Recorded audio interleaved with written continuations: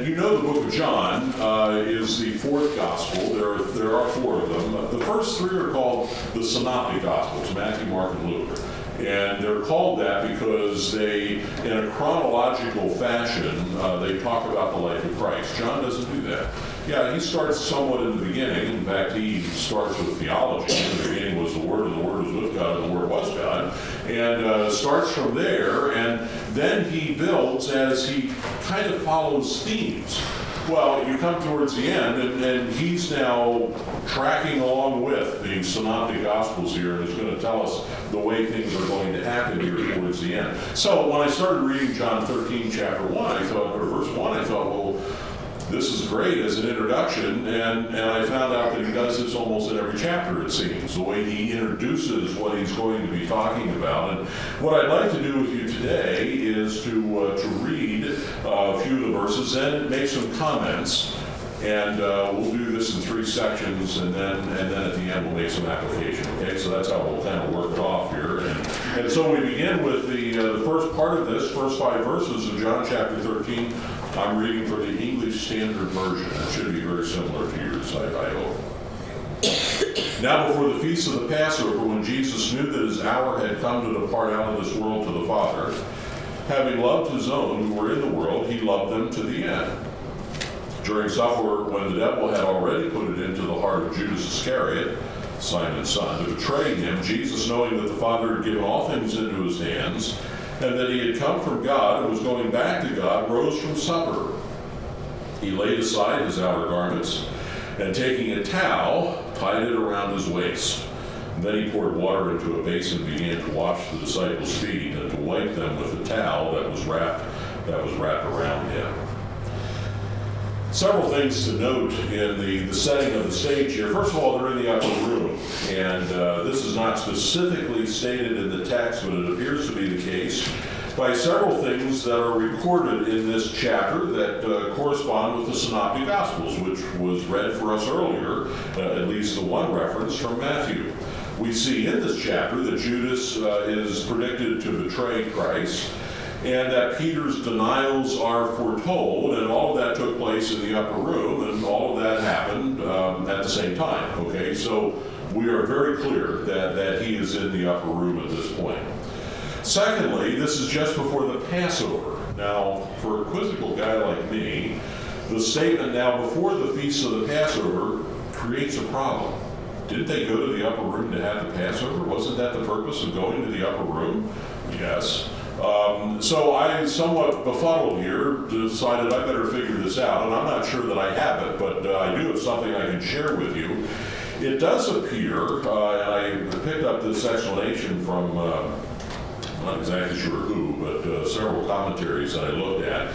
It appears that in the northern part of the nation of Israel and the southern part, they started their days at different times. All right, one would start it from sunset to sunset. That would be the length of the day. The others would go from sunrise to sunrise. And it's believed that in the northern Israel, Palestine area, or the Pharisees, they went with that sunrise to sunrise concept.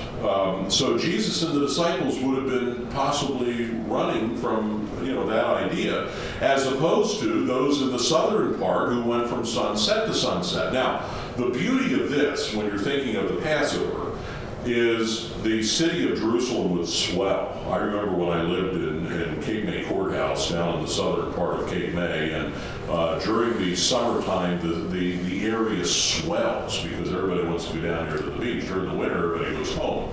That's when it was nicest, when nobody was there. But everybody would come in, and this little community would just swell to a lot of people. Well, that's what happened in Jerusalem when they had the Passover. Everybody would come. They would all go into the city, and there they were. And in order to do the Passover properly, you've got lambs that have to be slaughtered and fixed and prepared and eaten.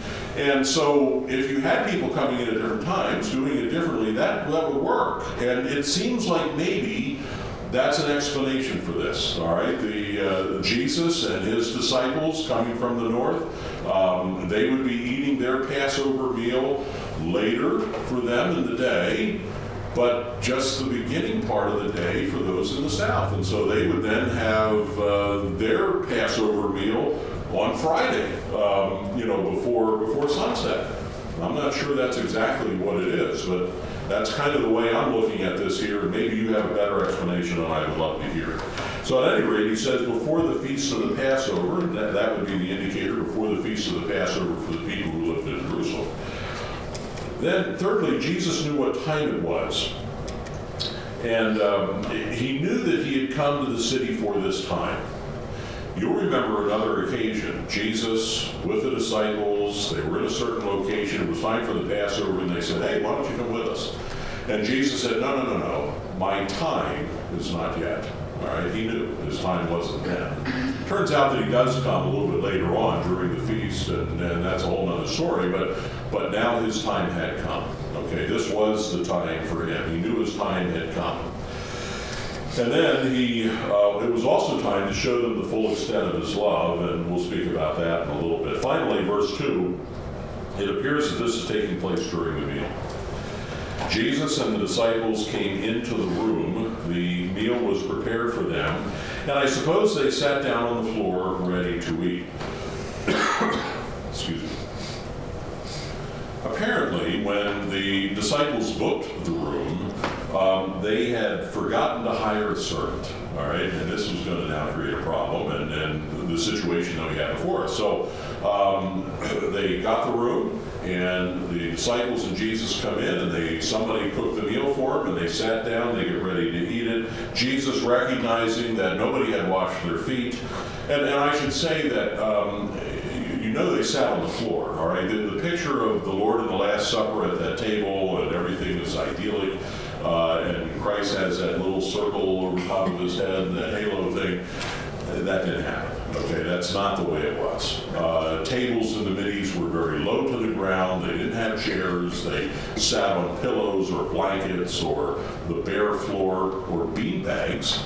No, they didn't have bean bags back then, but they sat on something on the floor, and they either laid into it or sat there with their legs underneath the table, and it very well could be that somebody's feet were sticking up on the other end of the table, and they didn't look very pleasant as they're getting ready to eat, whatever. Jesus stands up, puts on the attire of a servant, grabs a basin, water pitcher, and towel, and he begins to wash their feet. That's the setting. Now notice the dialogue between Jesus and Peter, starting in verse 6. He came to Simon Peter, who said to him, Lord, do you wash my feet? Jesus answered him, what I am doing you do not understand now, but afterwards you will understand. Peter said to him, you shall never wash my feet. Jesus answered, if I do not wash your feet, you have no share with me. Simon Peter said to him, Lord, not my feet only, but also my hands and my head. Jesus said to him, the one who is bathed does not need to wash except for his feet, but is completely clean, and you are clean, but not every one of you. For he knew who was to betray him. That's why he said, not all of you are clean. Peter's always the one, at least during the time of Christ, that is opening up his mouth and inserting his feet. All right, getting into trouble, making statements that don't always compute, asking the wrong questions, speaking before thinking. And he tries to stop Jesus from this washing of the feet. Never will you wash my feet, he says. A little false sense of humility on Peter's part. One wonders why Peter didn't take the basin and the towel and start washing Jesus' feet. That's what we would have done, right? Well, maybe not, I don't know. But that's what one would think he would do. He would much later with other Christians, but he needed this lesson first. So in verse 8, Jesus makes it clear that there's no option here. Either I do this or you're not a part of us. Then don't stop at my feet. How about my hands? How about my head? And you got to give Peter some credit here. He wants all of Christ, wants to be totally identified with him. He'll never deny him, as he states later. Well, we know the rest of the story. We know that he does. But right now, his heart is, no, he won't. And verse 10, now, Jesus jumps to a parallel universe, like railroad tracks. So on the one side, we'll call it the left one, Jesus is doing the physical washing of their feet. But at the same time, he is going to be teaching them a lesson. And on the other trail is going to be the spiritual lesson. You could call this a double entendre. I have no idea what that means, but no, I do a little bit. I don't think you can have a single entendre. It's got to go together, a double entendre. Often thought of as being something maybe that would have dueling purposes, but the general meaning is you've got two reasons for what you're saying. You've got two things happening for what you're doing. One thing is the obvious, and the other thing may not be so obvious, but when you think about it, it's there, all right? And that's exactly what Jesus is doing here. There is a spiritual lesson that he is giving to him on the left rail. This is a physical lesson on the left thing. He's washing their feet. But on the right rail is the spiritual lesson. This is what he's going to be teaching them, and we're going to see this as we do this. In the physical universe, with the act of washing feet, he's on the left rail. But he moves to the spiritual rail when he notes that Peter is clean. He says, but not every one of you. And it's an obvious reference, according to verse 11, to Judas. Did Judas not take a bath that day? Was that why he wasn't clean? No. Jesus jumped rails, and he went over to the right rail at this point to let us know that it's a spiritual thing in the case of Judas. What Christ was doing was a physical thing in washing their feet, but it was representing a spiritual thing. Okay? Judas wasn't there spiritually, obviously. And this is an important point, and we'll see this later as well. But let's get to the lesson. Here it is in verse 12. When he had washed their feet and put on his outer garments and resumed his place, he said to them, do you understand what I've done to you? Well, obviously not. You call me teacher and Lord, you're right, for so I am.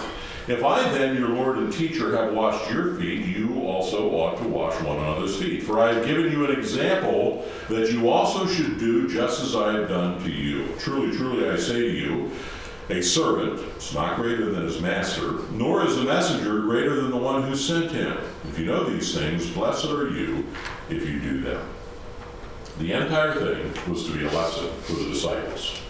Jesus saw an opportunity to teach them something firsthand, since there was no one there to wash their feet. So Jesus gives a rhetorical question. Do you understand what I have done to you? Obviously they did not. Okay, and they probably did for a little while. And so now he teaches them, verse 13, he identifies who he is, Lord and teacher. Such a person would never wash the feet of someone else. There were domestics that would do that. There were servants that would do that.